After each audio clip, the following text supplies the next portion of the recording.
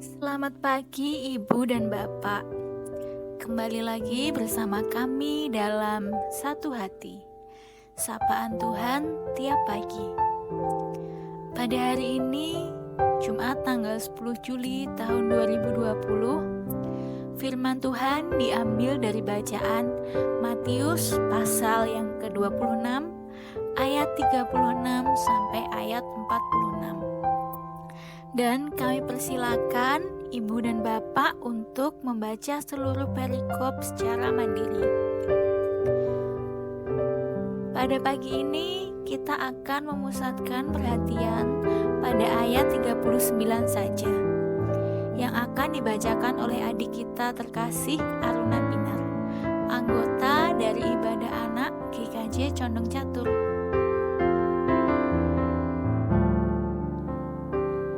Bacaan Alkitab diambil dari Matius pasal 26, ayat yang ke-39.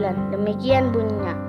Maka ia maju sedikit, lalu sujud dan berdoa, katanya, "Ya Bapakku, jikalau sekiranya mungkin, biarlah cawan ini lalu daripadaku. Tetapi janganlah seperti yang ku kehendaki, melainkan seperti yang kau kehendaki." Terima kasih adik Aruna yang sudah membacakan firman Tuhan untuk kita semua.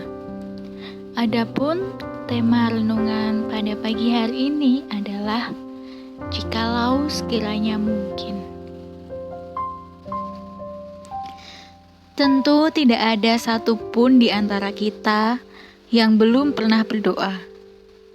Sebaliknya, kita bukan hanya pernah, melainkan senantiasa berdoa. Karena kita menghayati bahwa doa merupakan nafas hidup orang percaya. Di dalam Matius pasal yang ke-26 ayat ke-39 yang baru saja kita baca bersama tadi, Tuhan Yesus dikisahkan sujud dan berdoa kepada Bapanya. Seperti halnya kita, dalam doanya, Tuhan Yesus pun mengajukan permohonan kepada Bapa di surga. Jikalau sekiranya mungkin, biarlah cawan ini lalu daripadaku. Seperti halnya Anda dan saya, ternyata doa dan permohonan Tuhan Yesus juga bisa tidak dikabulkan oleh Bapa di surga. Sebagaimana kita ketahui, cawan itu ternyata tidak berlalu dari Tuhan Yesus. Ia harus tetap menerima dan meminumnya. Ia harus tetap dihianati, ditangkap, menderita, dan mati di kayu salib. Namun, ada satu kualitas mendasar yang membedakan doa Tuhan Yesus dari kebanyakan doa-doa yang kita panjatkan. Ketika kebanyakan di antara kita, disadari maupun tidak, terutama menginginkan agar kehendak kitalah yang terwujud nyata.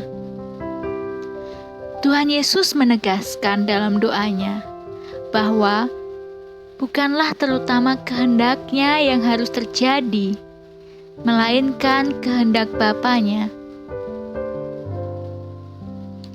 Setelah merenungkan sikap doa Tuhan Yesus di Getsemani, Søren Kierkegaard, filsuf sekaligus teolog asal Jerman yang termasyhur itu, menyimpulkan bahwa doa semestinya tidak terutama untuk mengubah Tuhan, melainkan untuk mengubah pribadi yang memanjatkannya. Marilah kita mencermati dan merenungkan doa-doa kita. Apakah melalui doa-doa itu kita terutama ingin mengubah bahkan memaksa Tuhan memenuhi keinginan dan kehendak kita? Atau seperti halnya Tuhan Yesus dan Kierkegaard, kita memberi diri untuk diubah oleh Tuhan melalui dan di dalam doa-doa kita, khususnya ketika kehendak kita ternyata tidak sejalan dengan kehendak Bapa di sorga. Selamat membangun kehidupan doa yang sehat. Selamat memberi diri untuk diubah dan dibentuk oleh Tuhan di dalam dan melalui doa-doa kita. Amin.